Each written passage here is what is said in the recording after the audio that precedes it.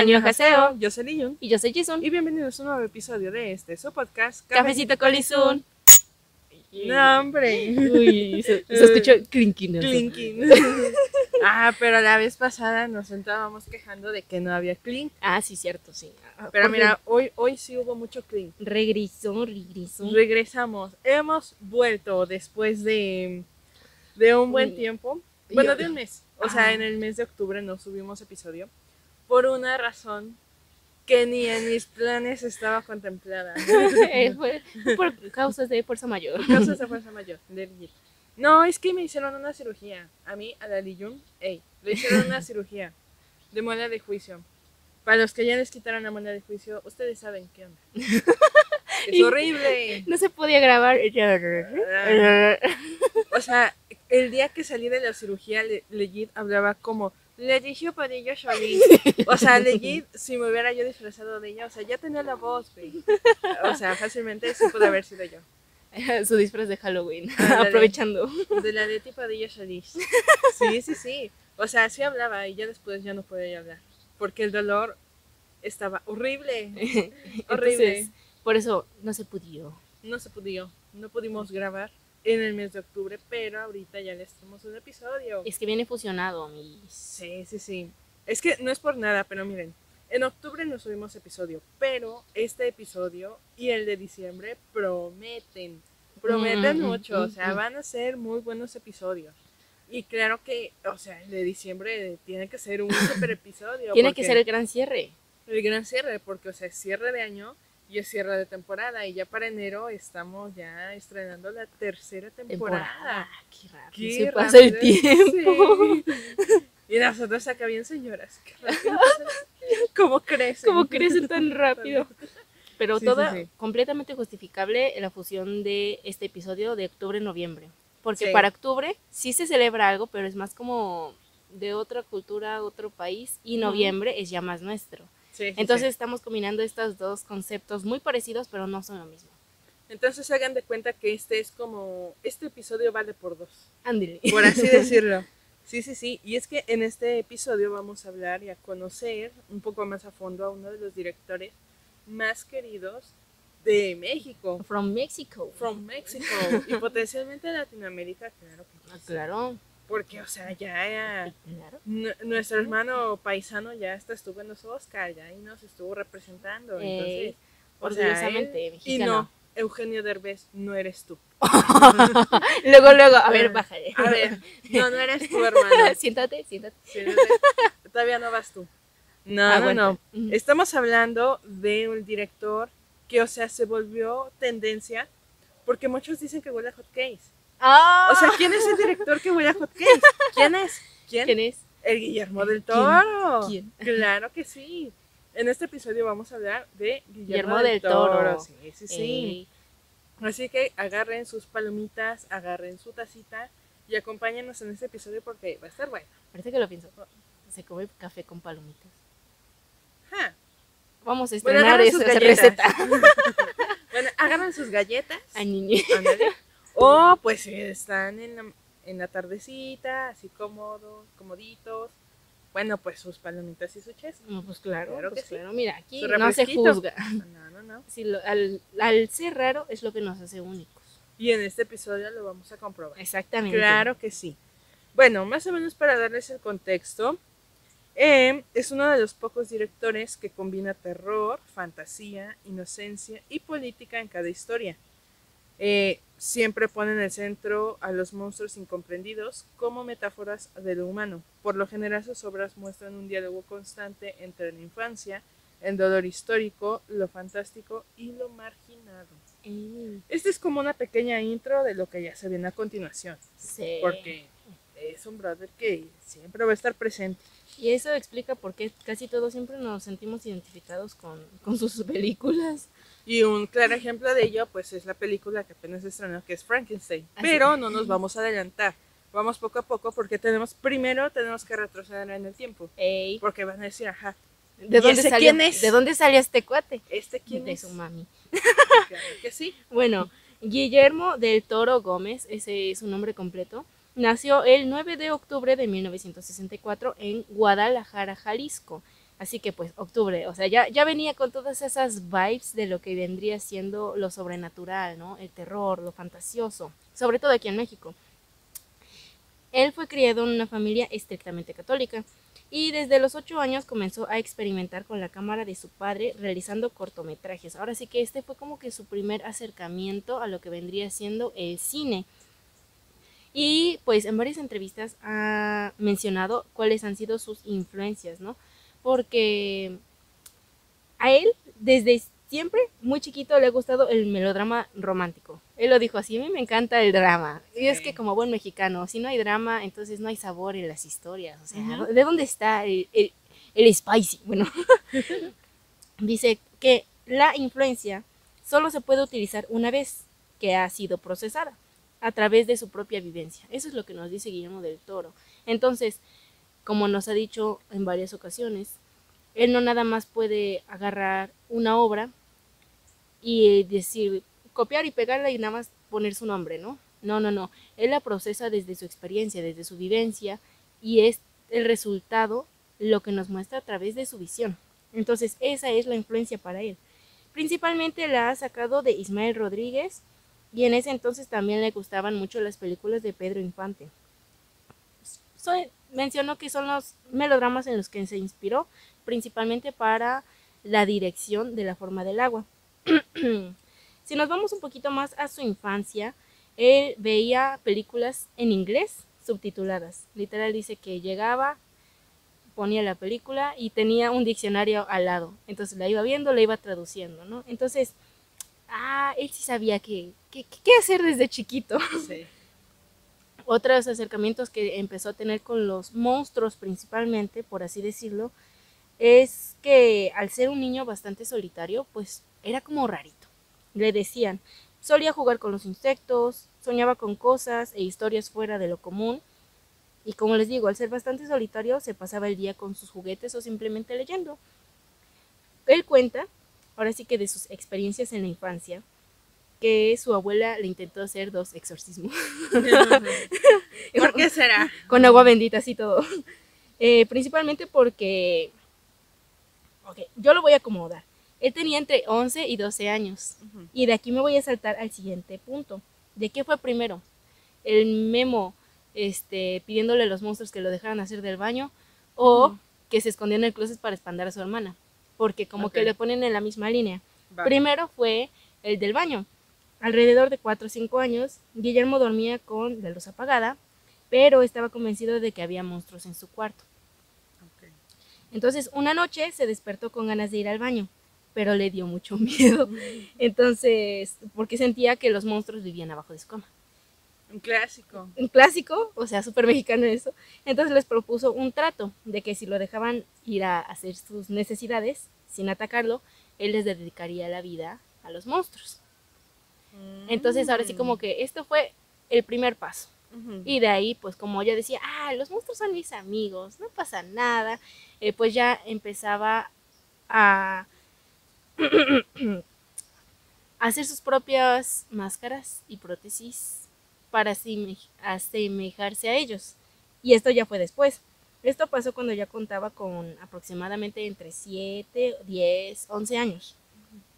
Y ya comenzó su gusto por el maquillaje de efectos especiales, de los monstruos clásicos y las máscaras. Entonces él solía maquillarse y colocarse las prótesis caseras para simular que estaba herido o convertirse en un monstruo. Y un día su hermana, Susana, iba normal de la vida, mientras Memo se escondía en su closet y le empezó a hacer ruidos así como que extraños para espantarla. Y a él le encantaba molestarla. Y en una de esas pues le espantó así bien feo. Y aquí ya viene lo del exorcismo. Porque pues la hermana toda chiviada, ¿no? Bueno, toda espantada así de, no, abuela, que me está molestando, que no sé qué. Y entonces va la abuela con Guillermo, lo va a regañar y ve que está haciendo dibujos de sus monstruos. Sí. Entonces ahí es donde él empieza a echar agua bendita.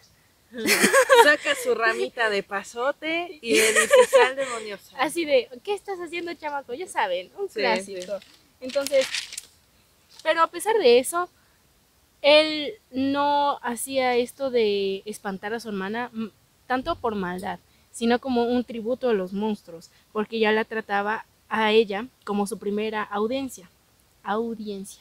de lo que vendría siendo su trabajo a futuro.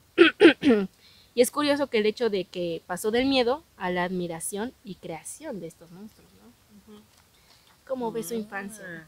Muy mexicana, Me ¿no? sonó como una mezcla entre Monster Inc. Ándele. y México.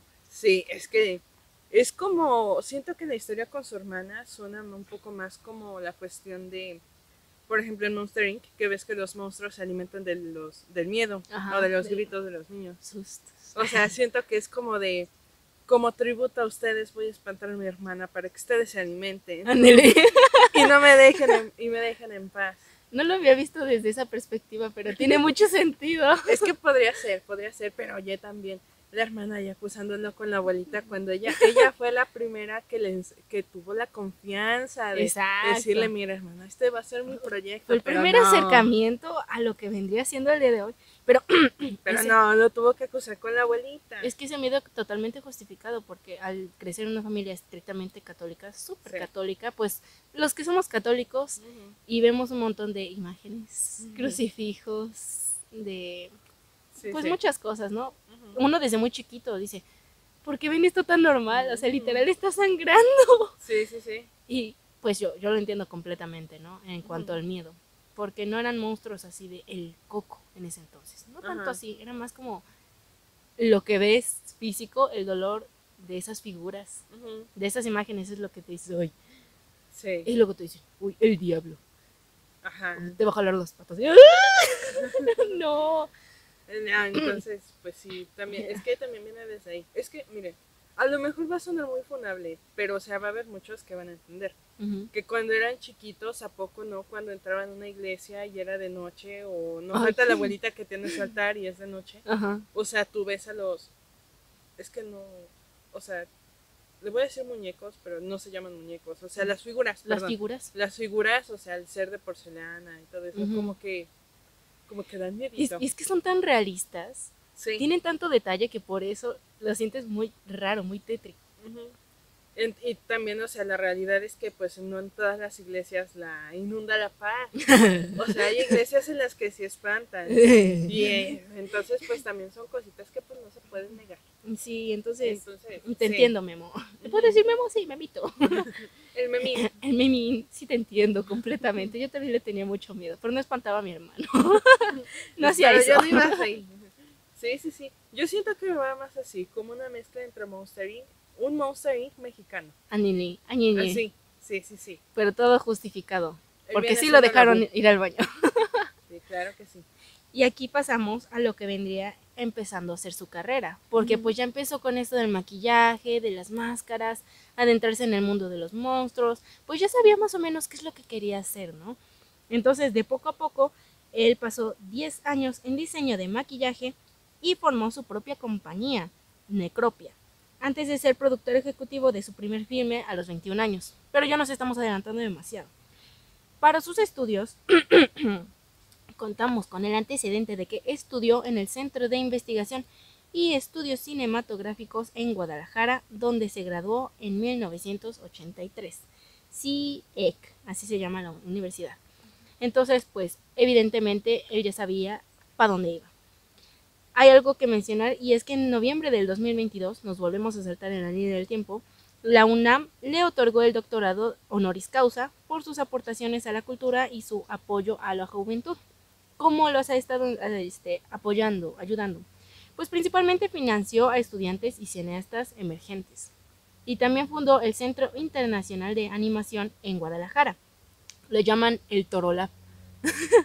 Para formar animadores y stop motion. Entonces por aquí ya nos está dando las pistas de que pues evidentemente Pinocho por ahí va, ¿no? Por ahí va, ¿no?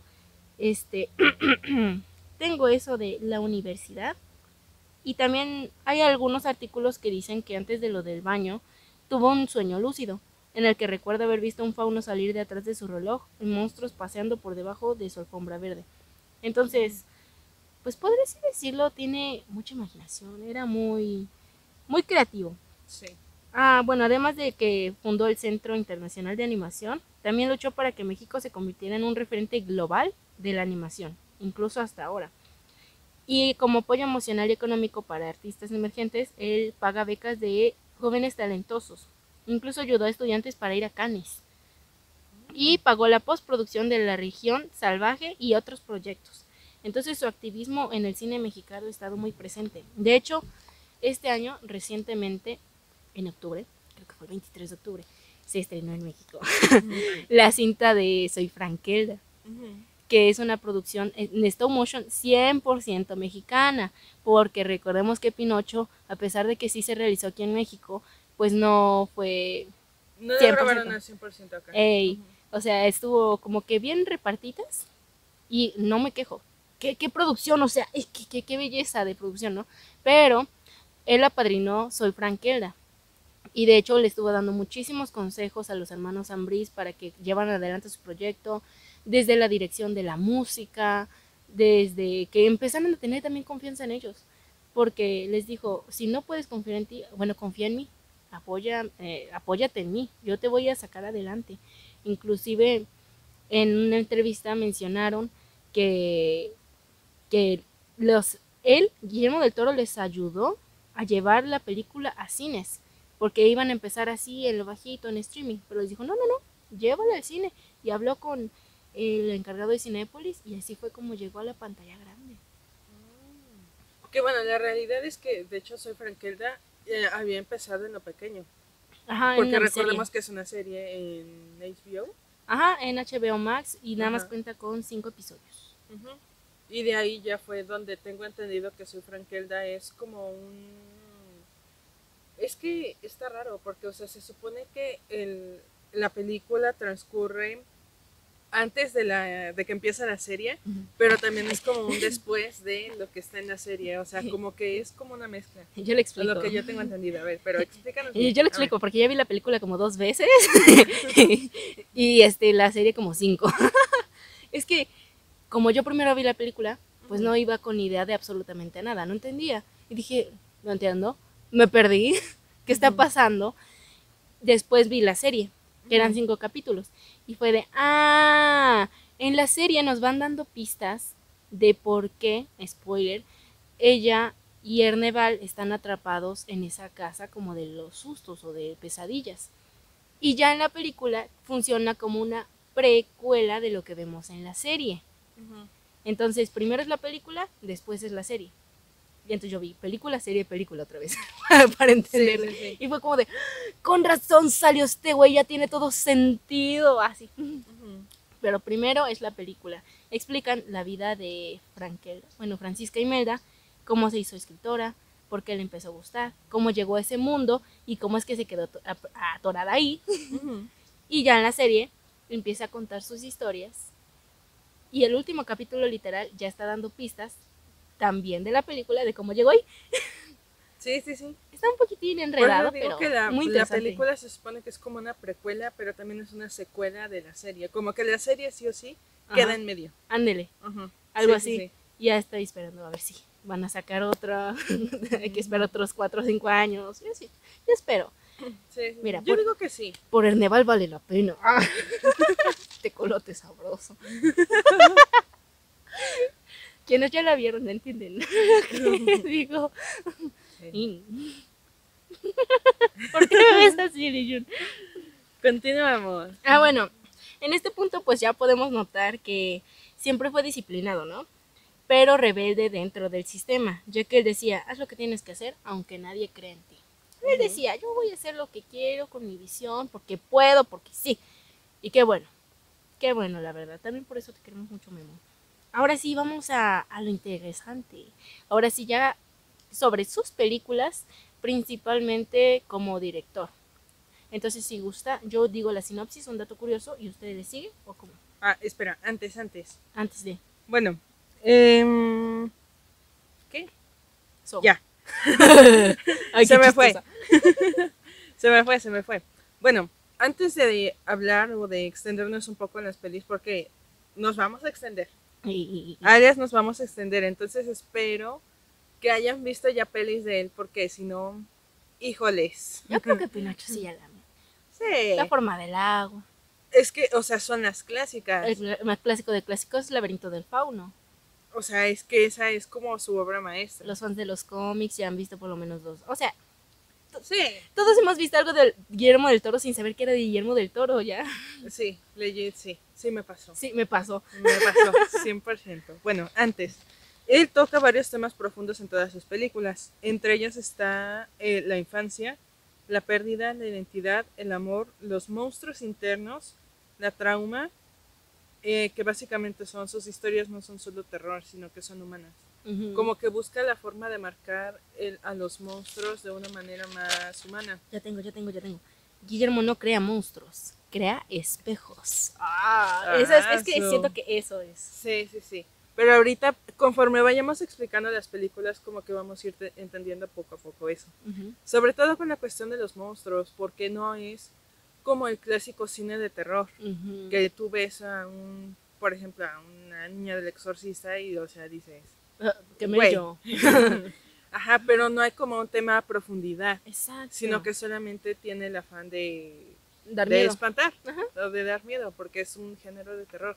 Sin embargo, aunque sí toca el terror, busca una manera de plantearlo de una forma más reflexiva.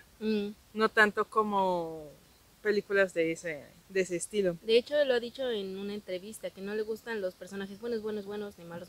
O sea, puede ser un santo a las 8 de la noche, un hijo de...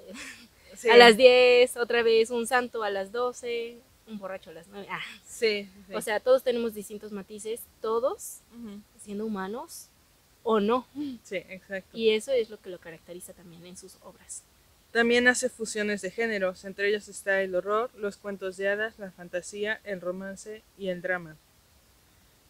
Sus criaturas, de nueva cuenta, no suelen ser monstruos por fuera, pero con profundidad emocional, que permite explorar lo otro, la diferencia, el dolor y la empatía. Y en cuanto tiene una estética visual muy marcada, en cuanto al diseño de producción, maquillaje e iluminación, incluso. Es que la iluminación, o sea, nosotros pensaríamos, y joven Medel lo va a confirmar, o sea, no nada más es poner un foquito, o sea, la luz del foquito tiene todo que ver. Sí. Quiero hablar de eso, pero mejor me espero. Okay. Es que me emociono. A menudo prefiere efectos prácticos sobre efectos digitales, dando a sus películas una sensación tangible, artística y visceral. Con respecto a lo de efectos digitales, creo que también se hace referencia a lo de la inteligencia artificial y cómo apenas en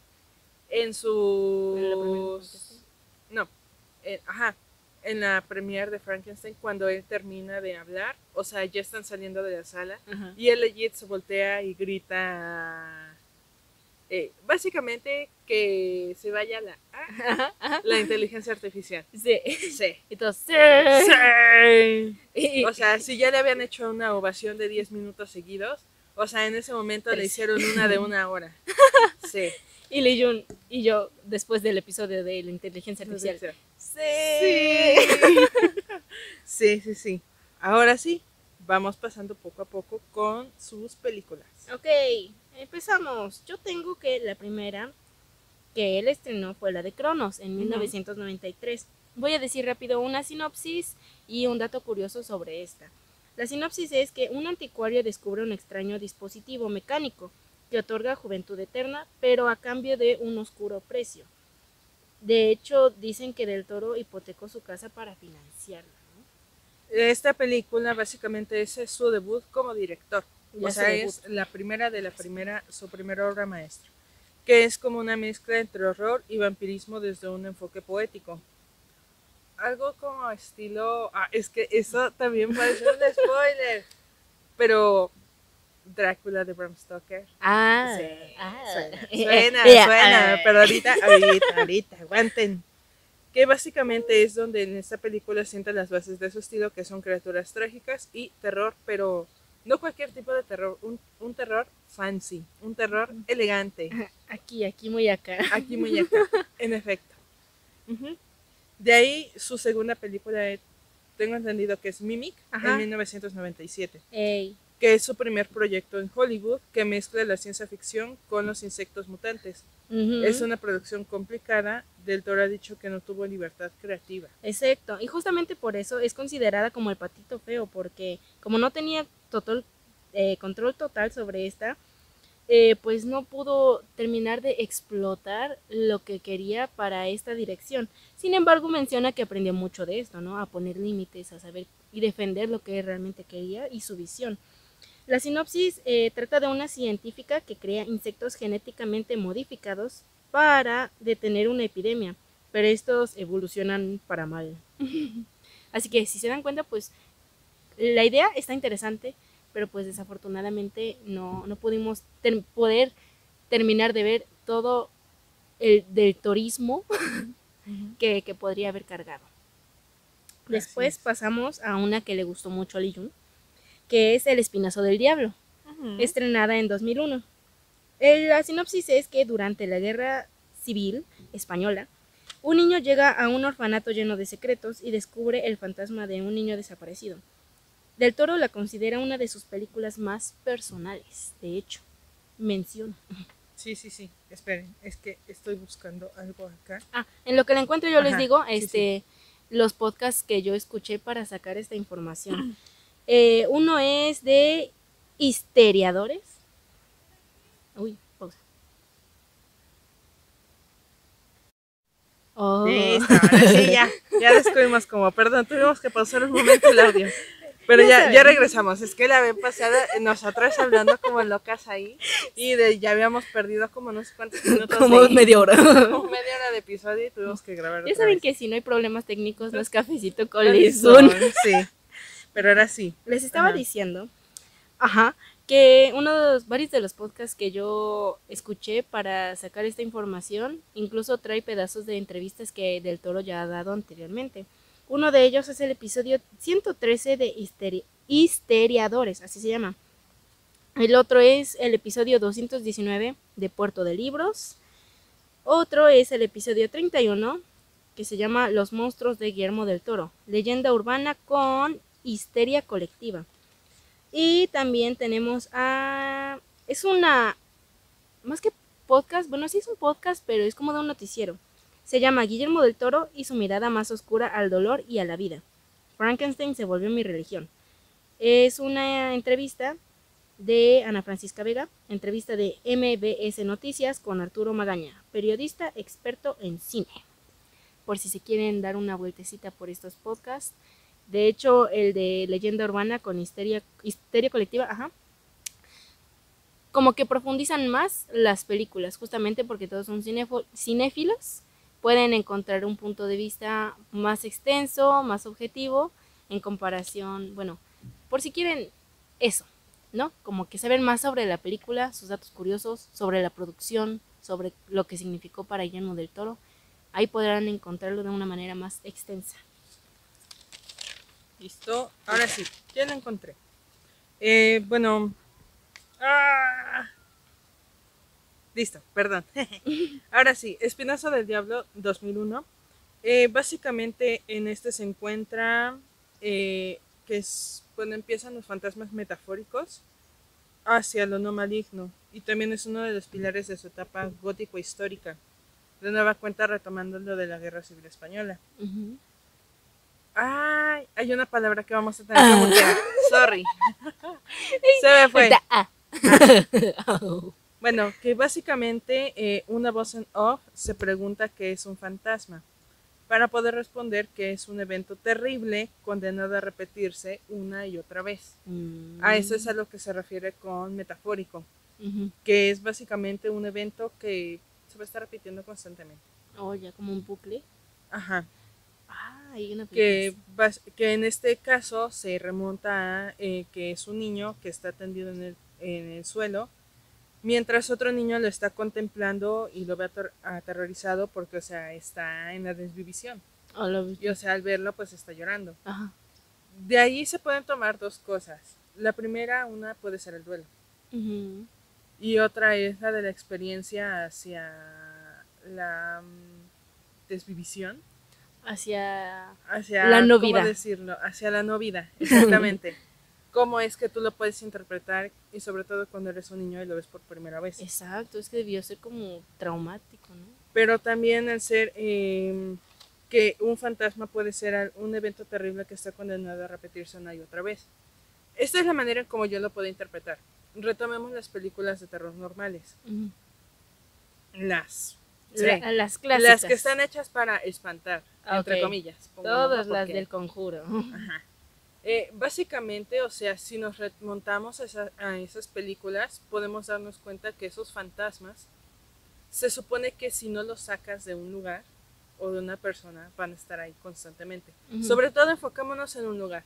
Como por ejemplo cuando escuches que una casa está embrujada. Y le quieren hacer como algún exorcismo o algo similar para poder sacar la entidad que está dentro. Pero no sale. Entonces es algo que se queda ahí. Y va a regresar otra familia y le va a volver a pasar lo mismo.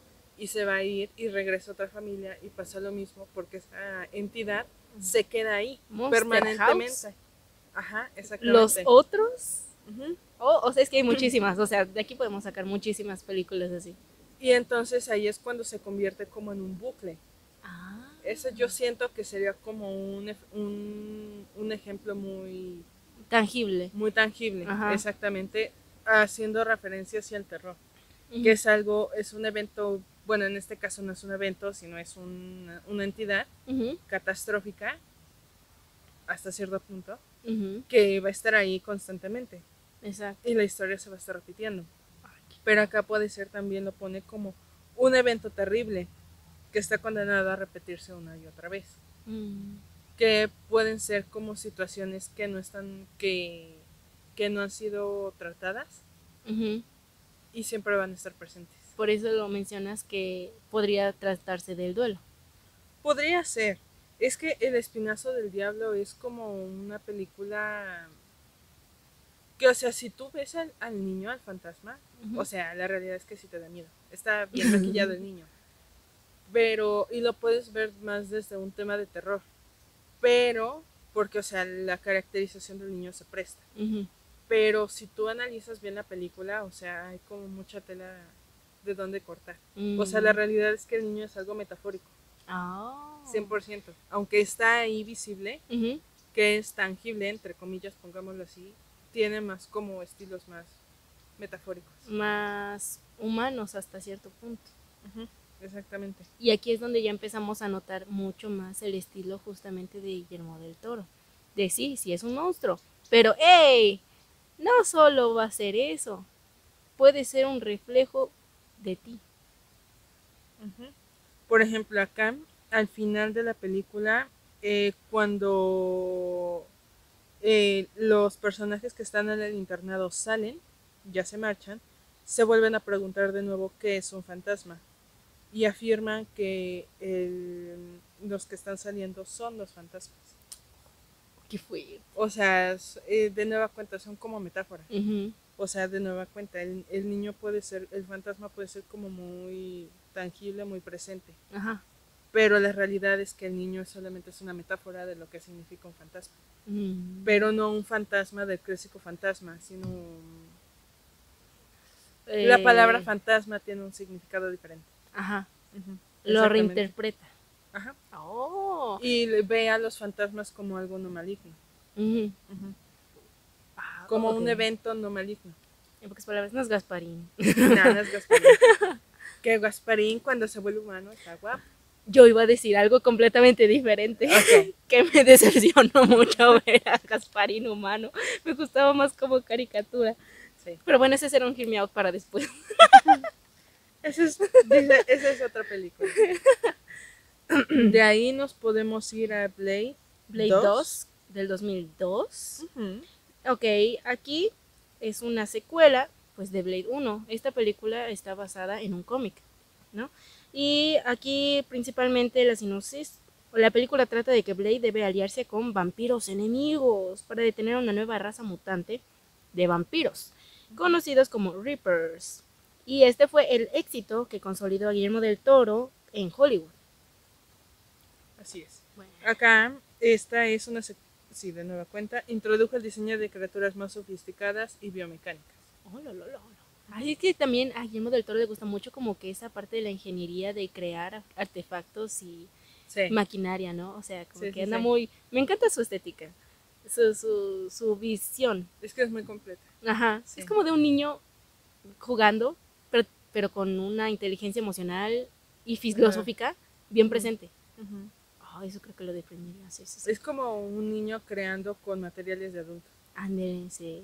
Ay, qué bonito. Ay, bueno, sí. sigamos. De ahí nos vamos a 2004 y de ahí nos vamos a retomar también a 2008 con la película de Hellboy. La primera y la segunda. La primera y la segunda. En el caso de la primera es una mezcla de acción, humor y folclore. Y mezcla la estética gótica y el steampunk. Ok, esta también salió de cómics. En la primera trata de que es un demonio, Hellboy, criado por humanos que trabaja como agente secreto para combatir fuerzas sobrenaturales. Okay, ese es de la primera.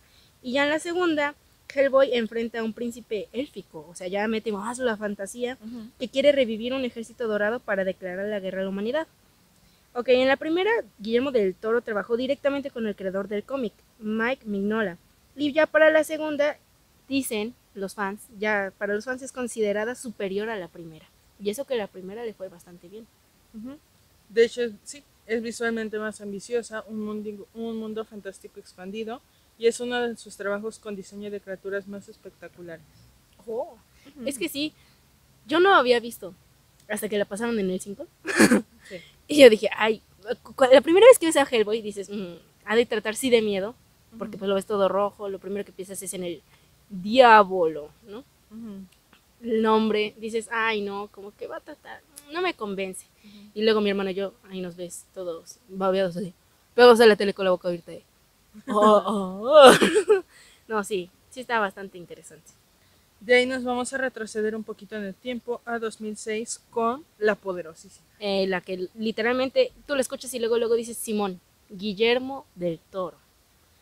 Que es El laberinto del fauno, que básicamente es considerada como su obra maestra por muchos, que es una mezcla de fantasía oscura, guerra y simbolismo profundo. Crea criaturas inolvidables como el fauno y el hombre pálido. Dijo otra vez la palabra. ¿Qué? Sí, pues ya me morí. Iba a decir que justamente trata de la post. ¿Post? La post. La post-G. La post-G española. Y trata de que una niña encuentra un laberinto mágico, casi como Alicia en el País de las Maravillas, pero más oscuro, donde un fauno le asigna misiones para descubrir su verdadero destino. Aquí fue donde ella empezó y ganó los 3 premios Oscar, los primeritos. De hecho, rechazó dirigir las Crónicas de Narnia para hacer esta película. A mí me gustan las Crónicas de Narnia, pero me hubiera gustado mucho la visión de Guillermo. No sabía que eran cristianas, o sea, me evangelizaron desde chiquita y me dejé. ¿Cómo que no sabía? No, hasta que la vi de grande. De niña yo solo decía, hielo, se me antojan esos dulces, león, piratas, está guapo el hermano. Es como la religión disfrazada de fantasía. De fantasía. Y ya cuando creces y la vuelves a ver es de, ¡oh, Dios mío! ¡Rayos! Todo tiene sentido. Sí, así es, específicamente. ¿Tienes más datos? No, ese es el que tengo y después pasamos a Pacific Rim, ¿verdad? En 2013. Donde prácticamente humanos pilotan gigantescos robots para combatir monstruos llamados kaijus. Casi como Evangelion, pero no tanto como Evangelion. Es un anime. Y aquí ya es donde ganó culto en Japón, porque fue un hitazo. Que básicamente combina el anime, la ciencia ficción y la épica emocional. De hecho, tengo un datillo de eso, de la razón. Permítame un momento. Sí. Es que de hecho, en su infancia Del Toro logró disfrutar a historias japonesas como Astro Boy, La Princesa Caballero y Godzilla. Entonces, por eso también disfrutó mucho de realizar esta película. Y sabía perfectamente qué es lo que tenía que hacer y lo hizo sublime. Lo hizo como tenía que hacerse. Sí. De ahí nos vamos a esta película, esa película, híjoles. No, bueno, ahorita les voy a decir por qué. Primero tengo sentimientos encontrados con esa película. Primero antes, 2014. ¿2014? No la dirigió, pero ayudó en la producción. Y él fue también gran razón por la cual pudimos tener esta película superior a Coco, digo, sí. El libro de la vida. El libro de la vida, porque participó como productor. De hecho, él cuenta que su día favorito, mientras para muchos era Navidad, para él era el Día de Muertos, ya que su abuela solía llevarlo al panteón, ese sí se puede decir, ¿no? Del mezquital allá en Guadalajara para ir a ver a su abuelo, y como afuera vendían artesanías alusivas a esta fecha, pues ahí es donde empezó con su coleccionismo. Entonces, tenía que mencionar algo, sí, es que el libro de la vida, es el libro de la vida. Ahorita vamos a hablar un poco más de ese coleccionismo. Que es cuando les digo, o sea, tú ya viste la película del Toro, está del Toro y no lo sabías. Sí, exactamente. Ahora sí ya pasamos a la que... Y entre ellas está una de esas, que es en 2015, La Cumbre Escarlata, que básicamente es romance gótico con casa embrujada, fantasmas estilizados pero no de susto, y es un gran despliegue de vestuario y dirección de arte. Yo tengo sentimientos encontrados con esta película. Póngase pausa, porque trata de una joven escritora, para que vayan teniendo el contexto, que se muda a una misteriosa mansión victoriana, donde descubre secretos oscuros, fantasmas, otra vez, y traiciones. Y justamente Del Toro lo llama romance gótico, no una película de terror. Es romance gótico, y de hecho un dato curioso es que la mansión se construyó completa como set. O sea, literal desde cero, y eso es lo que la hace tan mágica. Ahora sí, sus sentimientos encontrados. A ver, es que los sentimientos encontrados, o sea, la realidad es que es una película que empieza como un romance de época muy bonita. O sea, cuando ella se muda a la mansión no es porque ella decide mudarse, sino porque se casa. O sea, hasta acá vamos bien. Sin embargo, la mansión, o sea, les voy a hacer mucho spoiler con esta película, pero para que más o menos puedan entender por qué tengo sentimientos encontrados con ella. Agárrense los spoilers. Básicamente, la persona con la que se casa y tiene una hermana. Pero, o sea, lo que nadie sabe es que hay un incesto entre ellos dos. Y, o sea, esta chica no sabe. Entonces, cuando ella entra a la mansión, o sea, resulta que la hermana es como la clásica novia posesiva, que no te deja en paz y que tienes que estar todo el tiempo con ella. Y si haces algo diferente, tiene que ser bajo su autorización. Casi. O sea, es la hermana. Entonces, lo que nadie sabía es que también en esta película baja la mano. Como que también retoma un poco de temas de tanto de romances tóxicos, pero también de los feminis. Esos. Y no podemos, eso sí, no.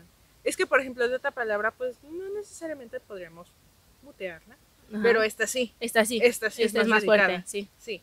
Entonces, y retoma también ese tema, que en esos tiempos, 2014, pues no, 2015, perdón, no se llamaba así aún, pero la realidad es que eso pasa. En el caso de los fantasmas, o sea, los fantasmas son...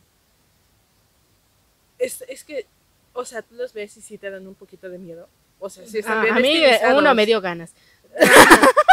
Era darme miedo, no ganas. Pero es que también de nueva cuenta retomamos a, por ejemplo, el Espinazo del Diablo, que son fantasmas metafóricos.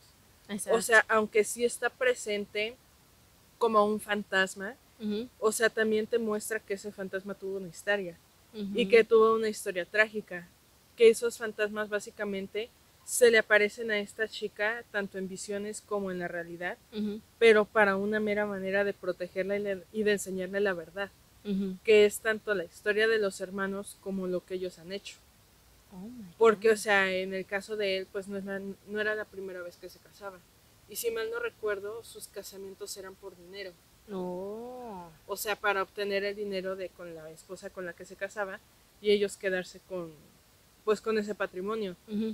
Y la que hacía las desvivisiones no era él, era la hermana.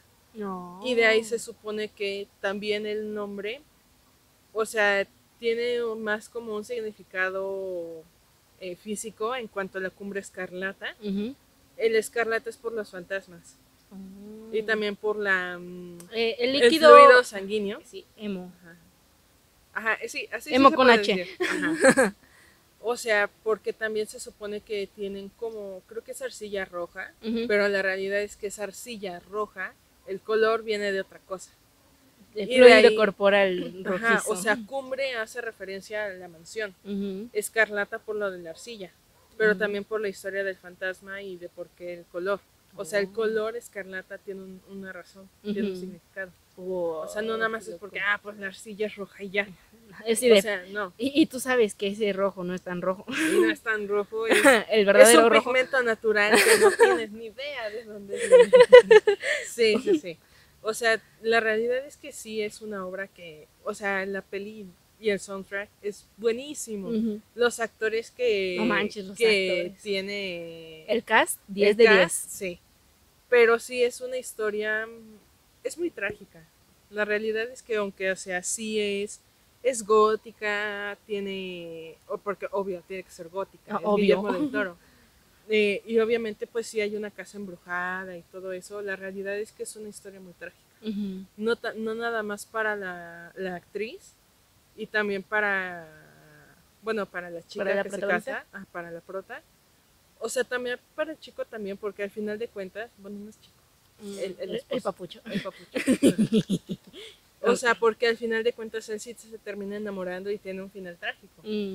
Pero, o sea, no tanto por ellos, sino por la realidad del por qué la casa es escarlata. De por qué es una cumbre escarlata. Y sus historias sí son muy trágicas. Ahí es donde entran mis sentimientos encontrados. Así de, ya quería desahogar esto desde hace rato. Desde 2015. Desde hace 10 años. Desde hace 10 años. Tengo esa atorada aquí en el corazón. Bueno, miren, ya no se preocupe, por fin ya lo pudo hablar. Ya lo pude hablar. Gracias por escucharme, amigos. Y de aquí nos saltamos a otra de sus grandes obras maestras. Sí. Que nos puso a todos de cabeza porque muchos dijeron, ¿qué? ¿Es furra?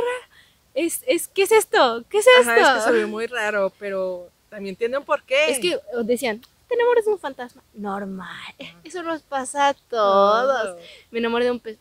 ¿Qué? Un hombre acuático. Yo, sí, desde Hellboy. Y fui yo. Sí, y pasamos a La forma del agua, que trata sobre que en la fría. Ajá. Una mujer muda se enamora de una criatura acuática prisionera en un laboratorio. Y también un dato curioso es que aquí pues ganó a mejor película en los Oscars. Así es. Ahorita recopilaremos todos los premios que ha ganado, pero ese fue un dato curiosillo. Que básicamente de nueva cuenta es como un amor entre una mujer y una criatura anfibia, acuática, que es tributaria al cine clásico de los monstruos, pero también de la poesía visual. Y más o menos como para retomar, sí, tiene no es uno, son 2 Óscares. Que es uno es a mejor director y el otro es a mejor película. Y es que bien ganados, o sea, bien ganados. Porque regresamos a la estética, el romance, lo que es fuera de lo común. O sea, tristemente, hoy en día todavía vemos a las personas con capacidades diferentes como si fueran débiles, como si fueran extrañas, como si fueran de otro mundo. Entonces ya con solo la protagonista, la mayoría de las personas puede, ¿cómo decirlo?, discriminarla. Que hay un claro ejemplo en la película, de hecho. Es que ahí mismo te lo mencionan, te lo ponen en la cara, y después que esta persona, así como está, se enamore de una criatura que está aún peor que ella, por así decirlo, que es aún muchísimo más marginada, tratada, visualizada, es como de, y eso es lo tan bonito, porque sí. O sea, yo sentí bien bonito. Sí. Y es que el monstruo de nueva cuenta también es un monstruo metafórico. Exacto. Que es visible, pero tiene una representación. Que es la representación, aquí es donde empezamos con la cuestión de que son... ¿qué? ¿Metáforas? No. Que son monstruos con alma. Ya. Que lo fantástico, que básicamente es como son monstruos con alma. O sea, la realidad es que desde acá se empieza también a visualizar a los monstruos como un fenómeno o como un sujeto marginado. No como un fenómeno, como un sujeto marginado. Que básicamente es la realidad. Y aquí lo explica él de 2 maneras. Una es con la protagonista. La protagonista es muda. Sí. Y obviamente es como el más claro ejemplo de que sobre todo en esas épocas cómo trataban a una persona muda. Exacto. Cómo trataban a una persona sorda o una ciega. O a la negra. Exactamente. Entonces ahora también lo hacen con otra representación de lo diferente, pero guiándolo ahora hacia un monstruo. O sea, aún más diferente. Aún más diferente. Aún porque, más o sea, dices, o sea, aunque es muda, dices, bueno, o sea, todavía puedes desenvolver. Y no, y aunque sí está marginada, no está marginada. Por lo menos tiene trabajo, ¿no? Es, ajá, exacto. Es La tratan como que persona todavía. es como más pasable. Ujú, Pero, por ejemplo, en el caso del monstruo, es lo contrario, Ujú. porque lo están viendo como un monstruo. ujú, Pero la realidad es que, o sea, a diferencia, lo comparamos, por ejemplo, con el jefe de la protagonista. ujú. O sea, la realidad es que, Eh, o sea, es más monstruo él que el mismo monstruo. es que los humanos somos los más monstruos siempre, porque el monstruo lo trataban no como criatura, sino como un objeto. Y la realidad es que él, haciendo un post a Frankenstein, la realidad es que él solo quería amor. Ahorita pasamos a eso, por Ahorita favor. pasamos a eso. Póngase pausa, pero bueno. Pero sí, ¿qué, básicamente va con eso. Yo vi a muchos en su tiempo dudar de la capacidad de Guillermo del Toro con esta película, porque se les hizo súper creepy, súper raro la relación de la protagonista con el monstruo. Uh-huh. Y ahorita, hoy en día, pues lo dices y es que, güey, es que va más allá de lo físico, está viendo, se enamoró de su alma, de su ser, de su inocencia, no de su físico, y todos se engloban de que es que no está guapo. Sí lo está. Bueno. ¿Has visto el cepillo de Colgate? Así de, oye, abre tus ojos. Sí. No, pero sí, como que muchos decían que era muy raro. Uh-huh. Más de lo que ya se había planteado. Muchos dijeron, no, esto está bien raro, que no sé qué. Y a pesar de eso, ganó 2 Óscares. Pero es que también podemos retomar el punto de que se les olvidó quién es Guillermo del Toro. Sí, por favor. O sea, los monstruos que desde que Guillermo del Toro empezó no son el clásico monstruo del terror. Uh-huh. O sea, es un monstruo metafórico, un monstruo filosófico, un monstruo de artístico, es poético. Un monstruo mucho más humano que tú. O sea, independientemente de eso, o sea, no tiene un significado profundo, no es un clásico monstruo que puedes ver en una película como Chucky. Ándele. Yo creo que aunque Chucky, por ejemplo, tiene historia. Todavía tiene historia. Yo siento que más que nada la representación de sus monstruos es simplemente para que nosotros podamos materializar la esencia del personaje. Exacto. Ajá, más que nada es para que le tengas una figura, una forma. Que fue algo a lo que al público se le olvidó. Exacto. Que dices, hermano, es que acuérdate que esos monstruos tienen significado, o sea, se fueron por lo superficial. Exacto. Y gracias a esa superficialidad, se fueron hacia el hate contra él. Y es como de, ay, no entiendes la puta vibra. O sea, ¿para qué la ves si no le vas a entender? Razona, haz sinopsis, por favor. Pero bueno, de aquí pasamos a otra de una de las películas más sonadas que también ganó Oscar y que me parece fue su primera película, ahora sí, 100% de él en stop motion. No que ayudó, que es justamente la de Pinocho. Creo que se estrenó también la de Disney en el mismo año, ¿no? Sí. No manches, o sea, fueron como que las peleas Primero de Pinocho. Primero fue la de él y después fue la de Disney. Ajá. Aquí en este año tuvimos peleas de Pinochos. Sí. Y pues ya se sabe, ¿no? Ya se sabe la historia, pero prácticamente fue esta vez una reinterpretación oscura, emocional y artística del cuento clásico de Pinocho, usando animación en stop motion. De hecho, Guillermo del Toro tardó 15 años en concretarla, pero valió la pena porque ganó el Oscar a Mejor Película Animada de 2022. Esta mezcla la profundidad, oscuro y lo humano, que es un cuento transformado en drama existencial. Podría decir que es la versión más fiel, pero no tanto, porque en el cuento Pinocho es un hijo de... Sí. Es que es muy cabrón, él sí es un monstruo. Pinocho sí es un monstruo en el cuento, en la obra original, porque sí es bien desgraciado. Sí. Y, o sea, si tú ves la película y dices, pobrecito Gepetto, pobrecito del grillo, ¿no? Uh-huh. No tienes idea de cómo era Pinocho en la obra original, la verdad. Uh-huh. Sí, y o sea, no se confunda, la obra original no es Pinocho de Disney, cuando... No, para nada. El Pinocho y el Gepetto terminan dentro de una ballena. Y eso dirías que es lo que da más miedo, ¿y no? No, la realidad es que no. O sea, incluso la de Disney da miedo. La realidad es que es una película que, o sea, yo, si tuviera hijos, que espero no, porque no me gustaría, pero ese es tema plástico. ¿A sus niños? Esos. O sea, la realidad es que sería algo que yo no les pondría. Es que está traumático. O sea, Retomando el clásico de Disney, la animada en 2D, sí me da miedo. Mucho, a muchos nos dio miedo la parte de donde se convierten los niños en burros. o sea, lo que es todo eso, el diseño de los personajes, o sea, la profundidad de la El cuestión zorro. Cuando lo ven.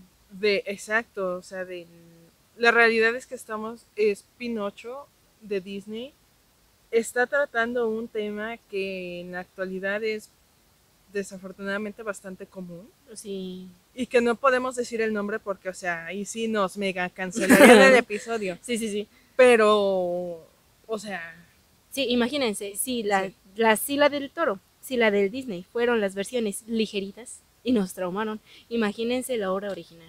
Sí. Y a pesar de eso, todavía del Toro sí mete elementos de su religión, de su estilo, de la fotografía, de la luz, lo que estábamos hablando, y también, ¿cómo decirlo? De la esencia de Pinocho, del niño, que era lo que quería. También mete lo que es la GUERRA. Cuando lo metieron ahí con los niños. Eran niños y tenían que estar ahí y prepararse, o sea, también eso. Que fue una realidad. Fue algo muy, muy fuerte. Sí.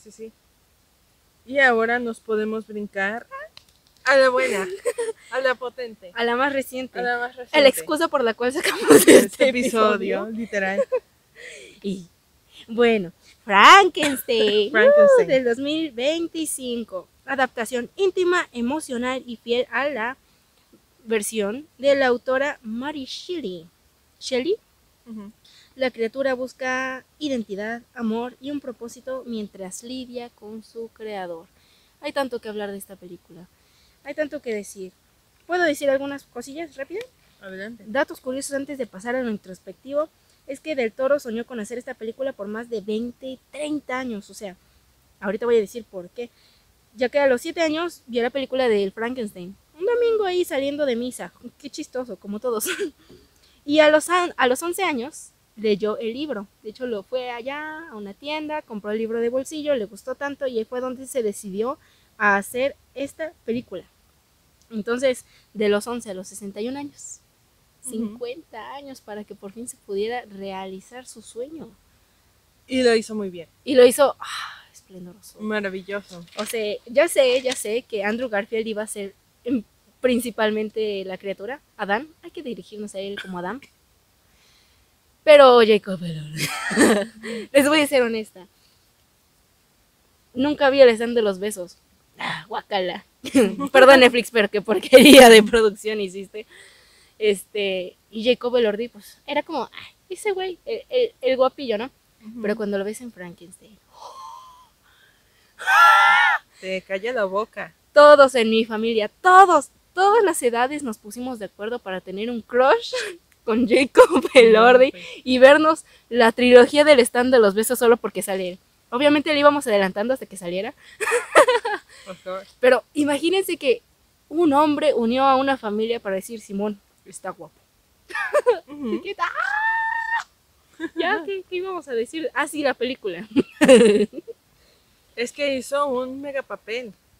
O sea, la realidad es que si hacemos esa comparación del stand de los besos, que es como la clásica literatura de romántica adolescente, exactamente, y lo comparamos con un personaje como el que hizo con Frankenstein, se la voló. Es completamente diferente y se nota muchísimo más profesional, más serio. Más todo que ver. Voy a empezar con mi anécdota y después sigue usted. ¿O quiere empezar usted? Porque yo voy a hablar mucho. Adelante. La primera vez, porque mi mamá igual es fan de Frankenstein desde que era niña. O sea, cuando salieron las Monster High y todos así de, sí, Drácula ahora. Y yo, sí, opereta. Mamá, ¿cuál te gusta más? Frankie, yo. O sea, sí la prota, pero, o sea, no está mal, pero qué básica. ¿A quién le gusta Frankie?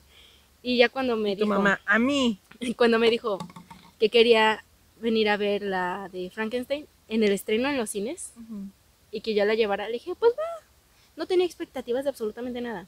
Ni topaba a los actores, así les digo, así tan mal estaba yo, tan culturalizada, que decía, pues a ver qué sale. Cuando empezó, yo pensé, la clásica de siempre, el monstruo es el malo. Cuando llegamos a la versión de la criatura, dije, esto es una obra de arte, una obra de arte. Sí. Le dije, mamá, ahora entiendo por completo tu gusto por Frankenstein, porque no es el gusto por el monstruo, sino por lo que justamente representa el monstruo. Y es que acá todo tiene un significado, tanto Frankie como Víctor. Víctor, Frankenstein, otra vez le dio la maldita razón a Freud, maldita sea. Sí. La metáfora de la criatura como la mujer incomprendida, que la criatura es la mujer en realidad. La herida de la infancia nuevamente, la herida de una mujer en la infancia, que es literal la esencia de la obra. Pero bueno, iremos poco a poco. Yo no le tenía fe, después salí enamorada y ahora cada vez que me encuentro a alguien en la calle es como de, ¿ya viste a Frankenstein? ¿No? No me hables, ve a verla. Y si es de mi familia es de, por eso la vi 6 veces. No sé. Porque llegué, ¿ya vieron Frankenstein? Bueno, ya está en Netflix, mira, se los voy a poner. Ay, Dios. Y ya fue como, sí, me gustó. En pocas palabras, le gustó. Me gusta mucho, véanla. Recomendada por mí. Sí, 100%. Así, ¿qué iba a decir yo? A ver. Pongámonos serias. La voy a estar interrumpiendo, una disculpa. No, es que la realidad es que de nueva cuenta retrocedemos a lo mismo, son monstruos metafóricos. En este caso sí, se representa lo que, o por lo menos acá en Latinoamérica, se da muy frecuentemente, que es la herida de una mujer hacia referencia a un abandono por parte de una figura paterna. En este caso, Víctor tiene 2. La figura materna, que era, o sea, creo que todos estamos en cuenta que incluso científicamente está comprobado que usualmente, y sobre todo hay 2 complejos, que el de Edipo y el de Electra, creo que así se llama. Sí. Ajá. Que, o sea, básicamente lo explican todo. Que usualmente es como de, coloquialmente, es como el papá es más, la niña es más del papá y el niño es más de la mamá. Y este es un claro ejemplo de ello. Víctor estaba más relacionado con su mamá. Su papá, pues la realidad es que al ser un médico, pues, y que también es en la vida real, los médicos realmente no están tan presentes en la vida de un hijo. Y sobre todo con el renombre que tenía como cirujano. O sea, médicos creo que se identifican perfectamente con esto. O sea, no estamos mintiendo, es la realidad. Es científicamente. Es científicamente comprobable, sí. Entonces, o sea, Víctor al perder a su mamá, o sea, la realidad es que no tenía un papá. Y lo que tenía era una figura estricta, no una figura paterna. Exacto. Era más como una figura estricta de autoridad. Ajá, era más como una figura de autoridad, pero no una figura paterna. Entonces, al perder a su mamá, pues pierde todo lo que tiene. Y ¿quién le queda? Pues el hermano. Y yo siento que hasta cierto punto retoma al hermano como con cierto odio de por tu culpa ella ya no está. De hecho, sí. Que más o menos es su narración de cuando están explicando lo de la infancia. Y de hecho su hermano sí tuvo el cariño de su padre. Exacto. Porque él no tuvo, que también toca un tema bastante realista, que es, bueno, en mi caso yo no lo he vivido, pero porque yo no tengo hermanos. Pero, por ejemplo, cuando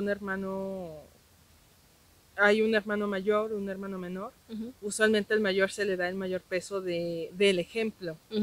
De que tú tienes que ser el ejemplo, tú tienes que cuidar, tú tienes que enseñar, tú tienes que... Ese es como, sí. Te dan como un trabajo de tienes que. ¿Vieron la de Encanto? Ajá, bueno, Luisa. Sí, exacto. Literal. Y su canción lo dice completamente. Y en el caso del pequeño, pues es como, contigo no hay tanta bronca, o sea, sí, tú sí, estás chiquito. Tú sí fuiste apenas, planeado. Tú apenas estás viendo que te... Ándale. Sí. Y también es un claro ejemplo. Entonces, al ver que su papá, o más bien su figura de autoridad, sí quiere a su hermano y a mí no, y yo me tengo que enfocar en, es que se llevó todo ser el peso el hermano mayor, pero también por tu culpa y mi figura ya no está. Y de continuar sí o sí el legado de su papá, porque le dijo, prácticamente tú naciste para seguir mi legado y ya. Y lo siguió pero no de la manera en como incluso el papá hubiera querido. Y qué bueno. Al chile, qué bueno. Sí y no. Es Porque que la obsesión.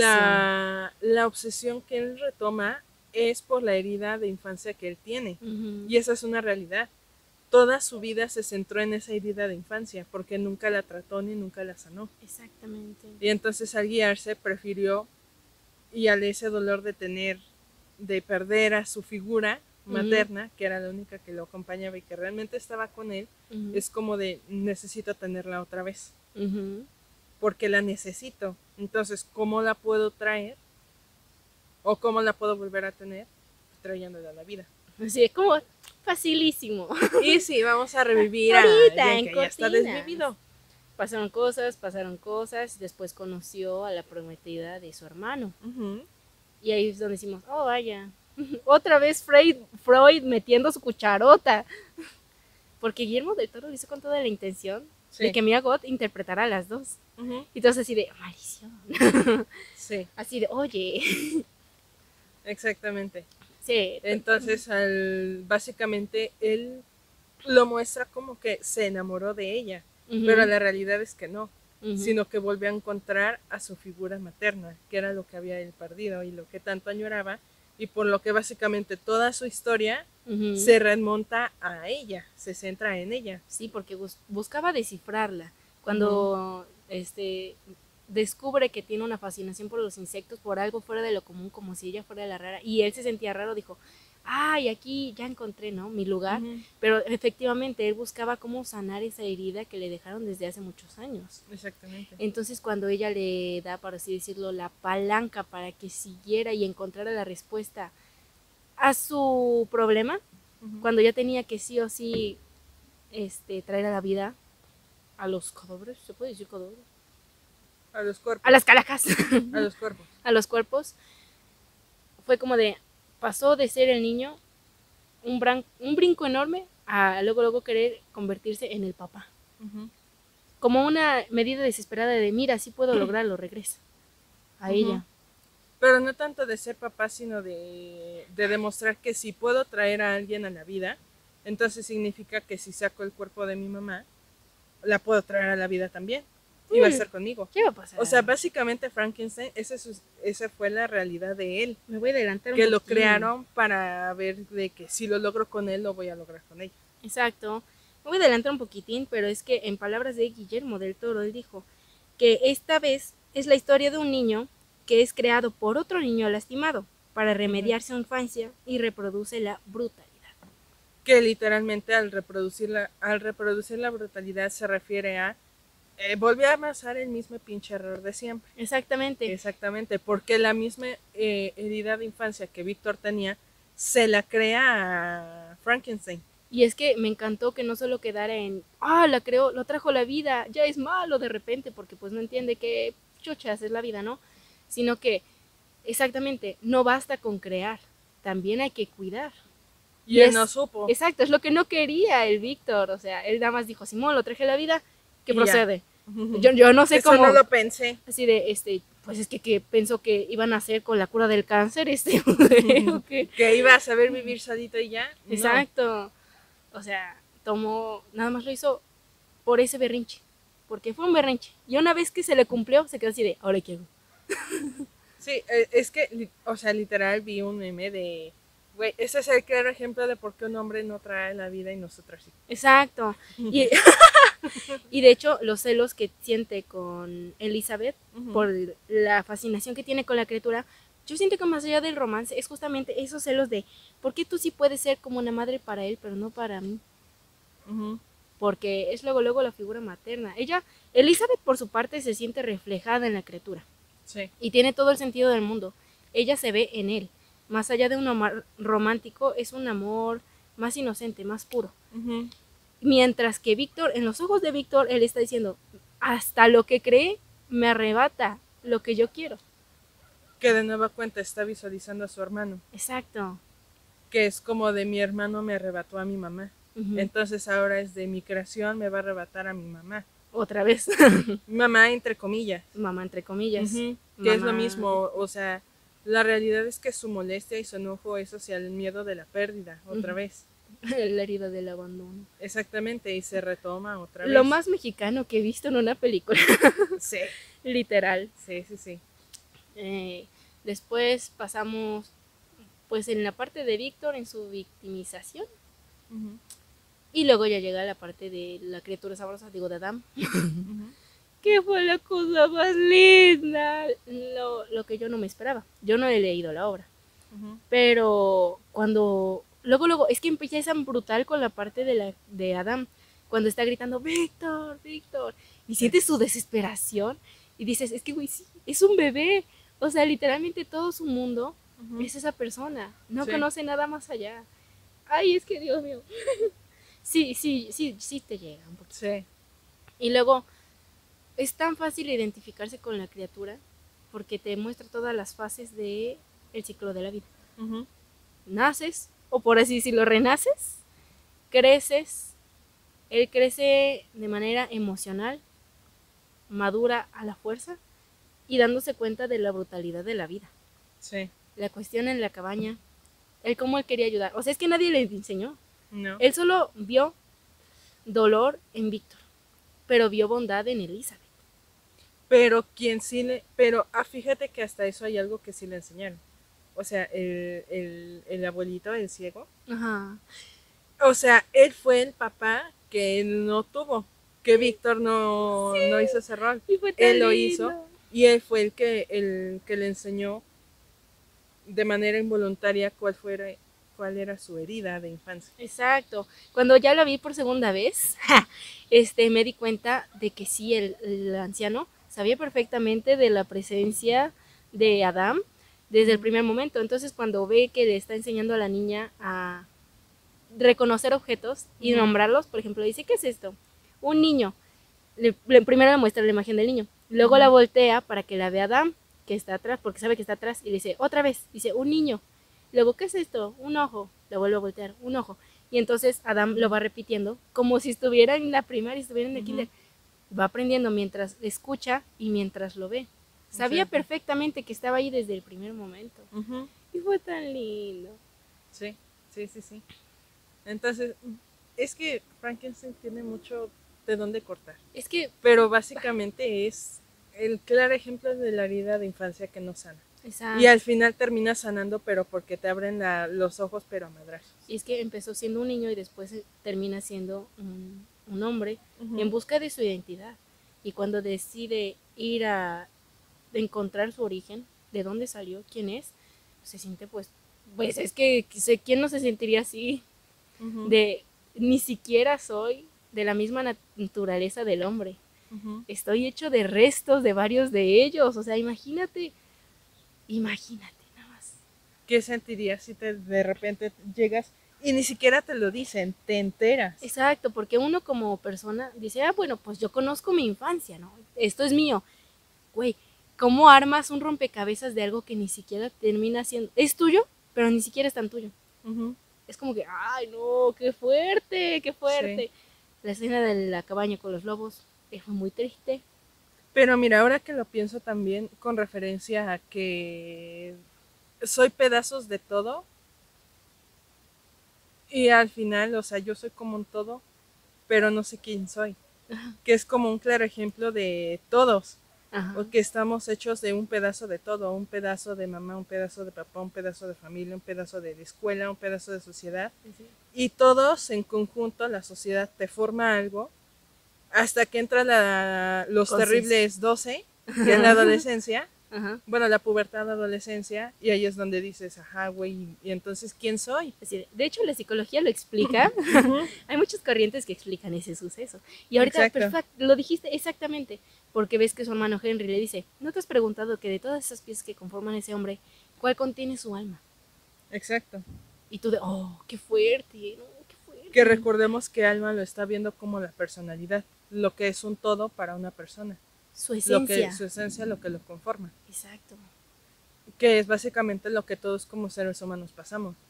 Estamos Víctor, pero literalmente está formado de todo un poco. Literalmente. Nosotros metafóricamente estamos formados de todo un poco. Pero realmente, ¿quién eres tú?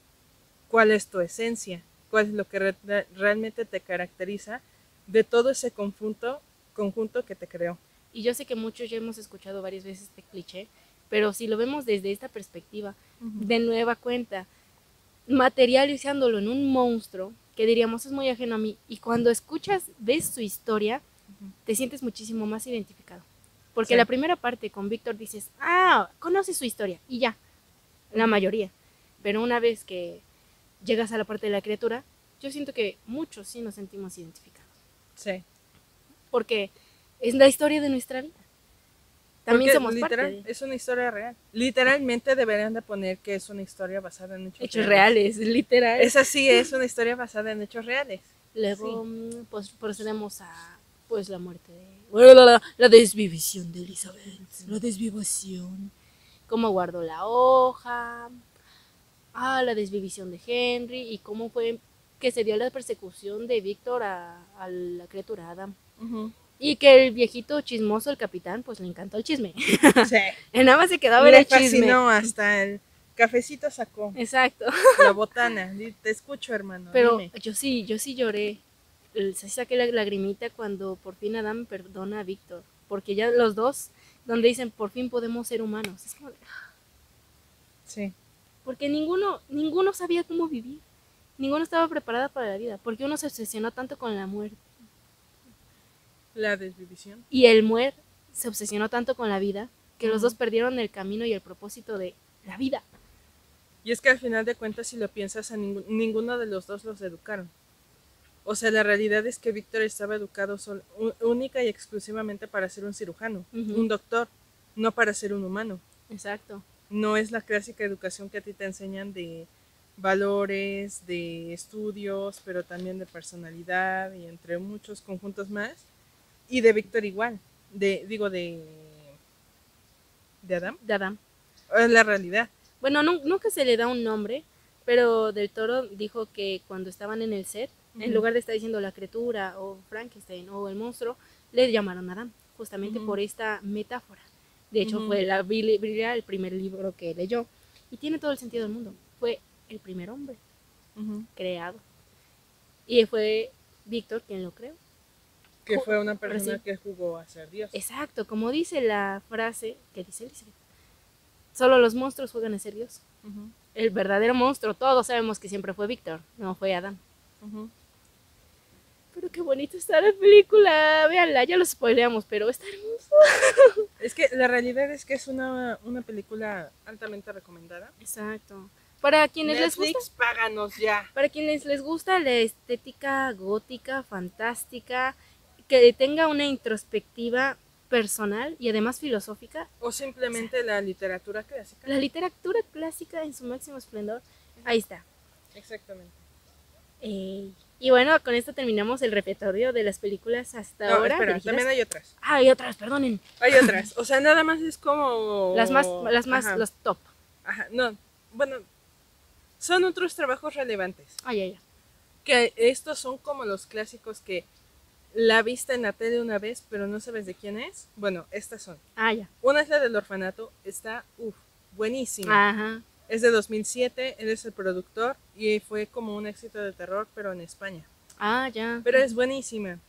De ahí está No le temas a la oscuridad de 2010, en la cual fue productor y escritor. También hay una serie de animación que es Troll Hunters. La Troll que Hunters. Es básicamente es un universo creado por él. O sea, todo está creado por él.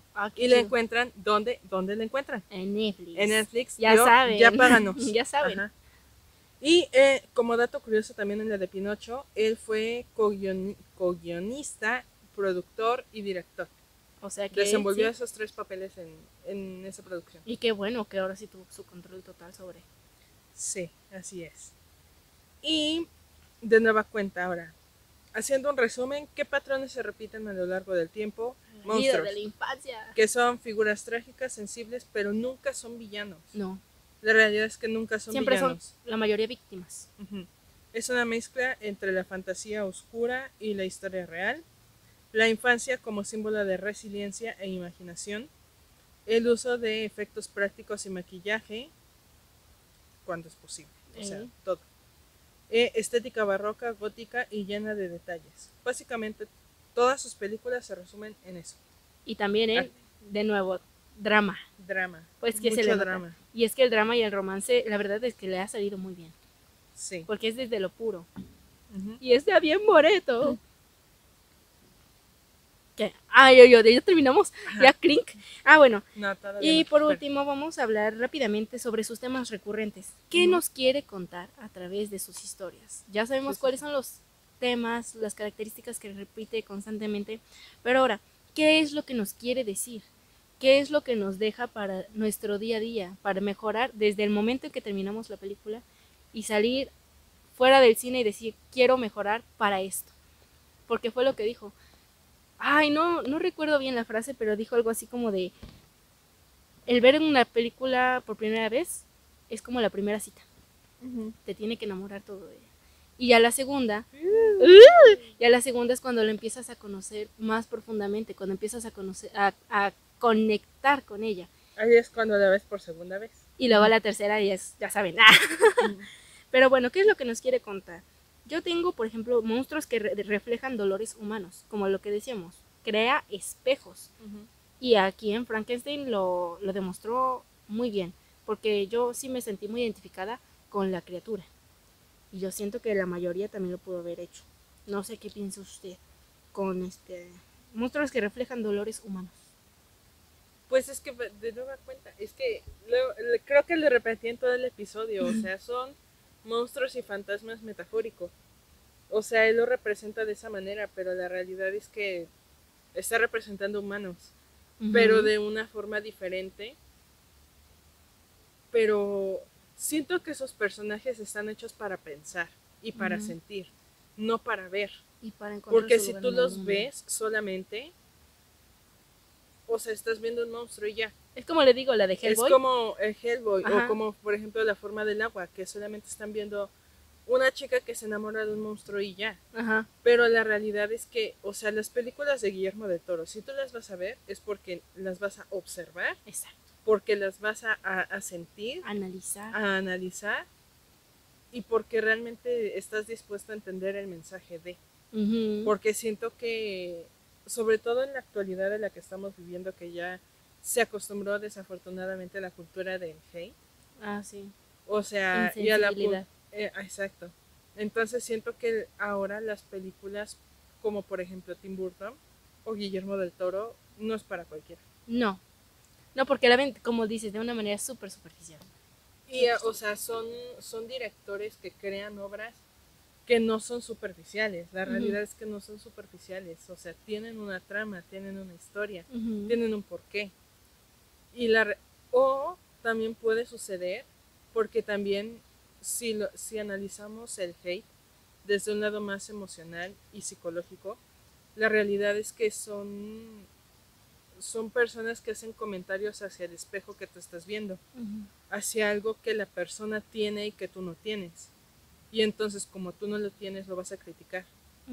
O porque tiene de más, o porque tiene de menos. Pero la realidad es que te estás viendo a ti en esa persona, y en lugar de hacerte los comentarios negativos hacia ti mismo, te es más fácil hacerlos hacia los demás.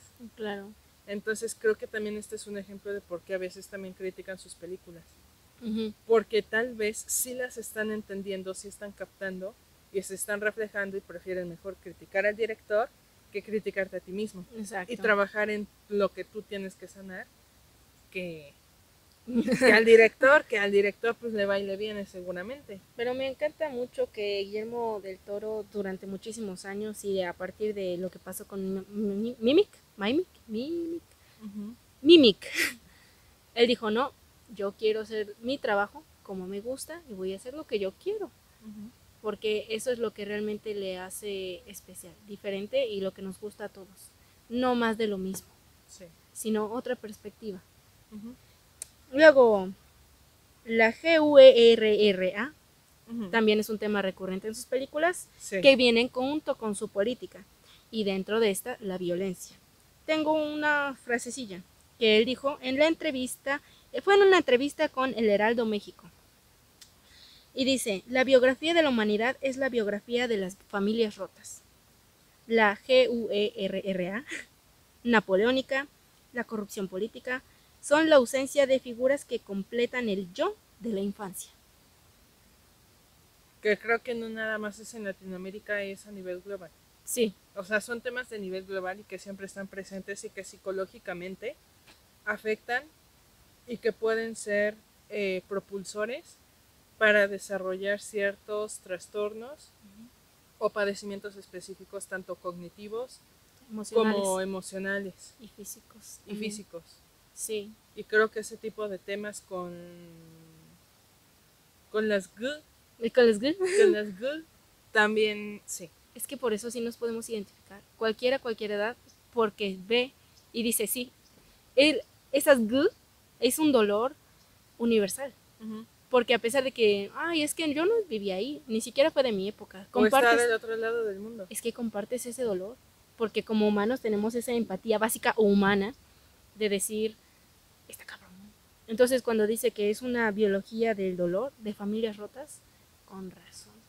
Sí, tiene toda la razón. A mí me gusta mucho la manera de hablar de Guillermo del Toro. Sí. Porque te la habla como compa, pero también te la habla como maestro. Es muy sabio. Y te lo dice con cosas crudas como son, pero que tú las puedes entender. Sí. Entonces, es muy bonito. Sí, pueden echarse sus entrevistas, no solo de su trabajo, porque también hay un documental de Netflix claro que sí. de 40 minutos, justamente después de la película de Frankenstein, de cómo la creó.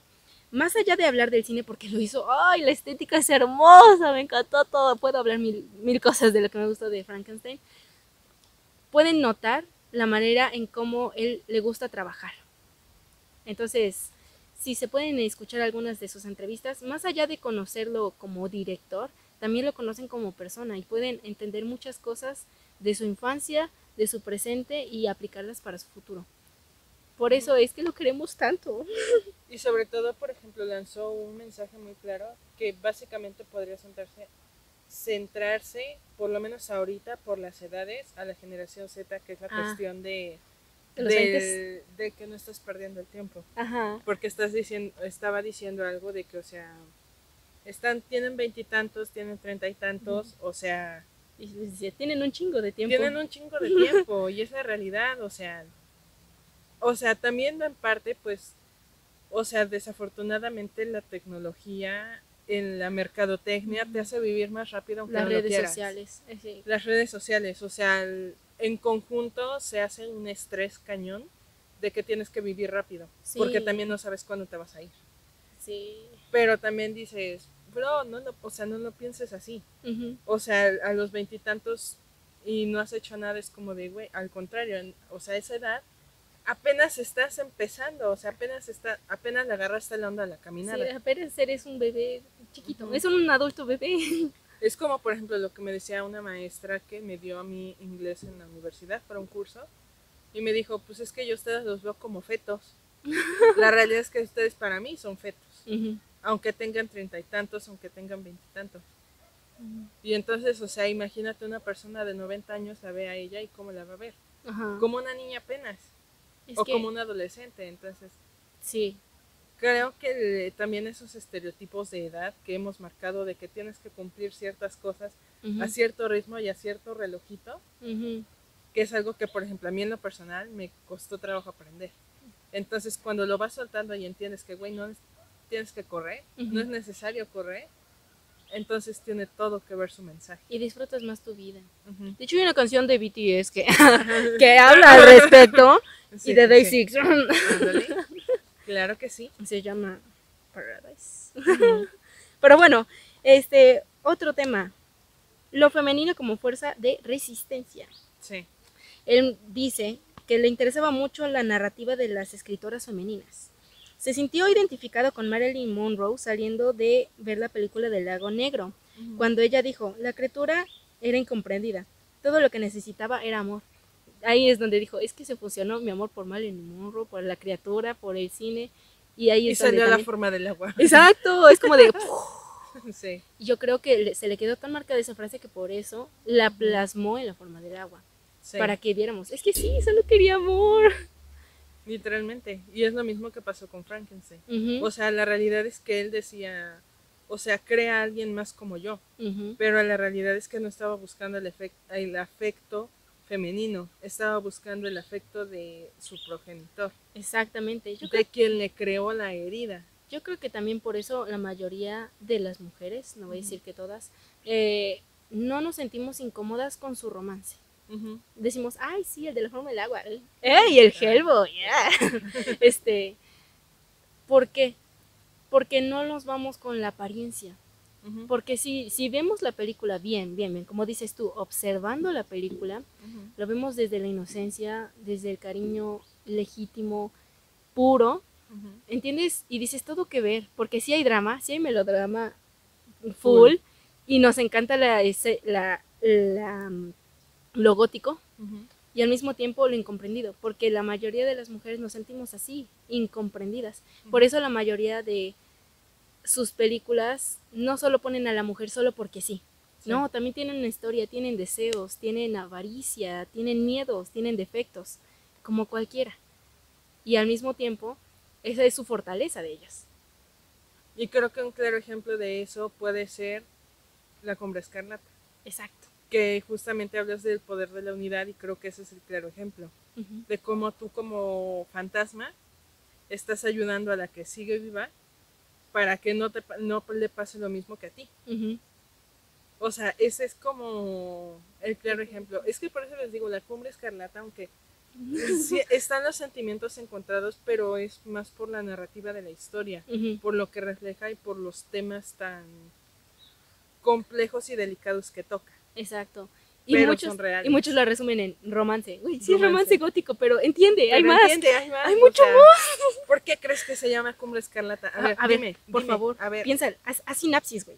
Sí. Que conecten esas neuronas, por favor. Esto que contó sobre lo de Marilyn Monroe, lo pueden encontrar en la entrevista se llama así, Gaby Mesa con Z. Lo pueden encontrar, de hecho ella también entrevistó a los hermanos Ambrís, los directores de Soy Frankelda. Para que, es que todo esto, seamos honestos, Guillermo del Toro y Soy Frankelda sí tiene la misma vibra. Sí. Ahora, después, esto no tiene como una categoría en específico, solo escuché sus frases y me gustaron mucho. Por ejemplo, la primera dice, todo el arte viene del dolor, de la esperanza y el dolor principalmente. Esta lo dijo en una entrevista con Sensacine Latam.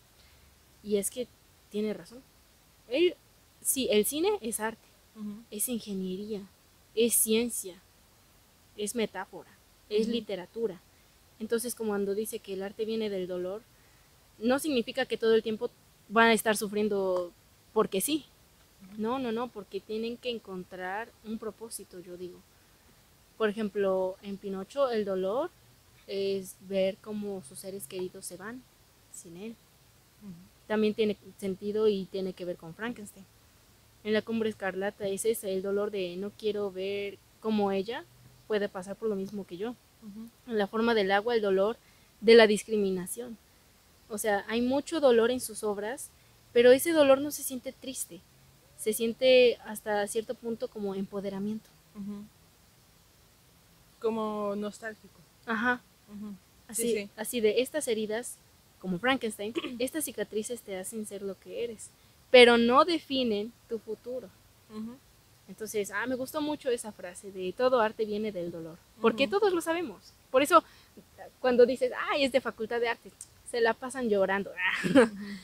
Bueno, ¿por qué crees que están llorando? Así de sí, pero va más allá de eso, hijo.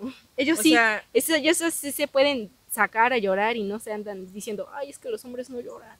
¿De dónde crees que salen las canciones que cantas cuando estás borracho porque te cortó alguien? Así de, güey. A ver, ¿de dónde crees que salieron esas canciones? Dices que no lloras, pero escuchas a José José, güey. A ver.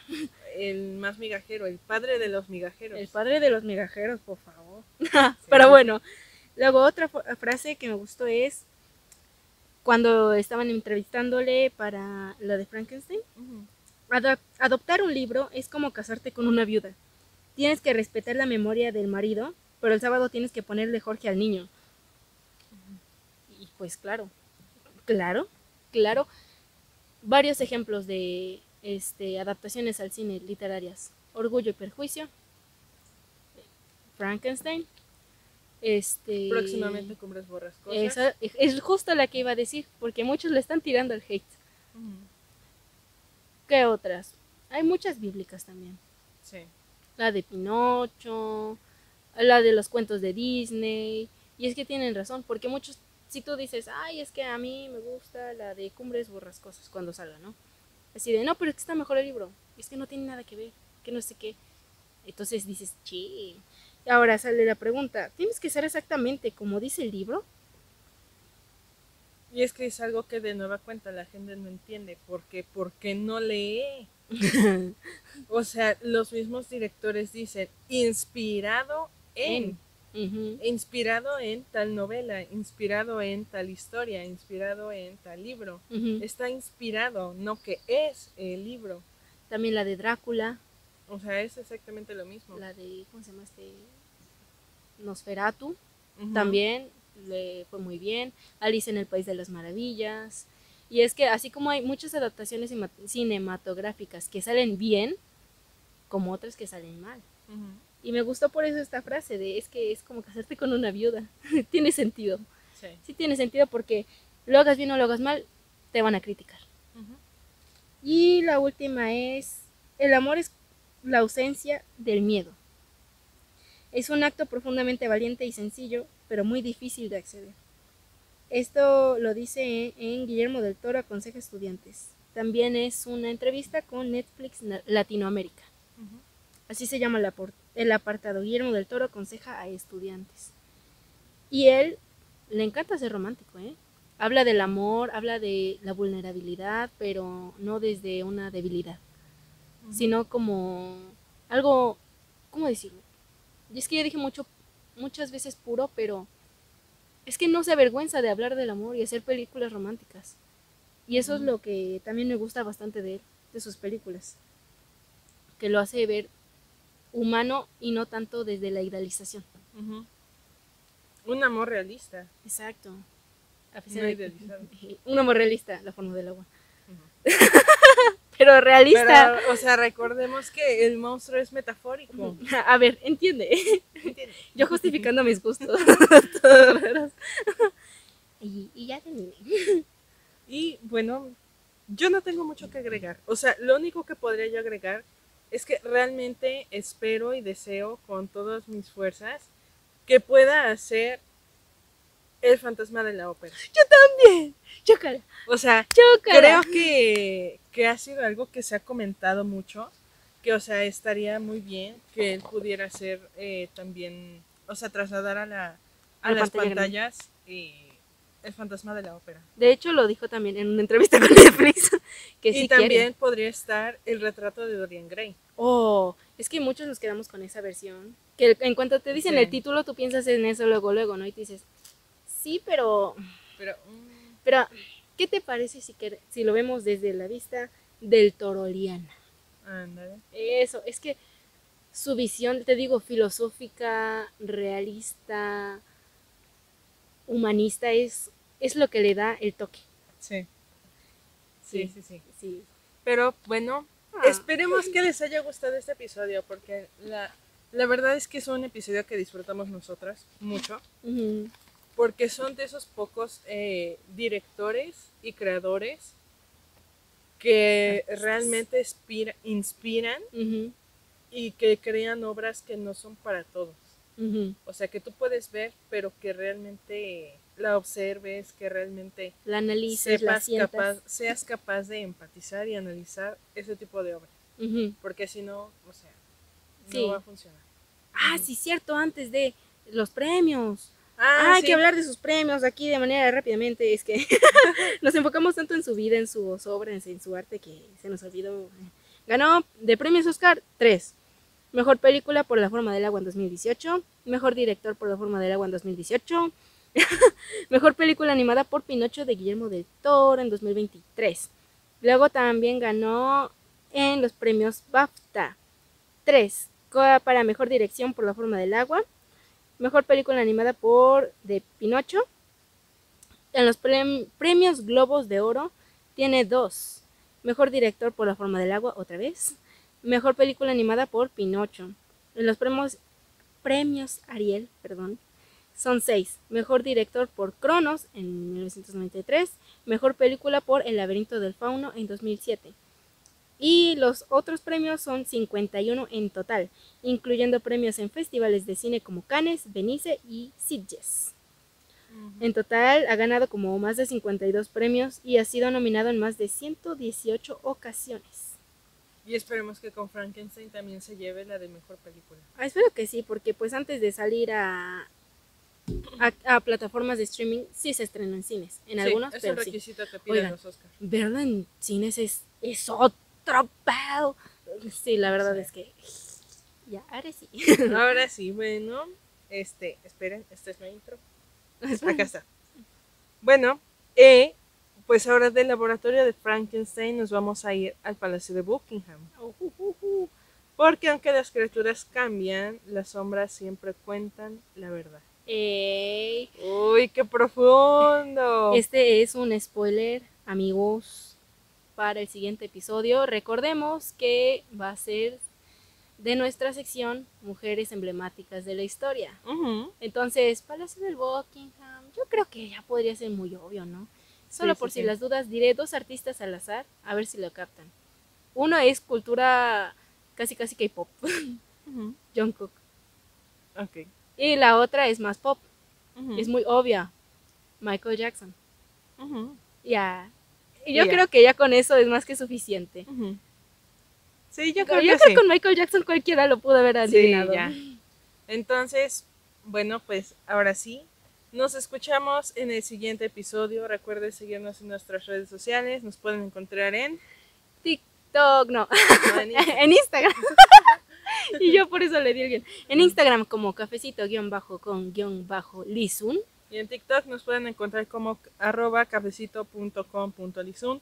No olviden darle like, suscribirse, activar notificaciones, porque luego YouTube no siempre avisa. Recuerden darle más prioridad a YouTube y muy prontamente estarán con toda la segunda temporada completa en Spotify y Amazon Music. Sí, solo denos chance. Espérense hasta que saquemos la tercera temporada. Sí, para que la tengan así todo de golpe. ¡Pum! Sí. Y ya. Y recuerden, o sea, realmente esperamos que ustedes esperen el siguiente episodio con mucha emoción, porque va a ser el último del año. O sea, tiene un porqué este personaje. Exacto. Que lo escogimos para final de año y también porque es final de temporada. Exacto. En enero nos estrenamos con la tercera temporada y se vienen cosas, se vienen proyectos se vienen muy buenos. Se vienen cositas. Entonces esperemos que les guste este último episodio. Y la siguiente temporada. Antes de, también quería agradecerles porque yo sí he visto mucho apoyo, mucho cariño en las redes sociales, sobre todo en TikTok. Oigan. Hemos tenido muchos más likes, muchas más vistas. Yo les quiero agradecer por eso. Y no olviden compartan todo, compartan. Ya que todo el mundo sepa que estamos locas, ni modo. Pero pues son sus locas de confianza. Exacto. Con las que pueden tomar cafecito sin problema. Les traen chismes chidos. Exacto, así es. Y ahora sí, nos vemos, nos sintonizamos en el siguiente episodio. Chao.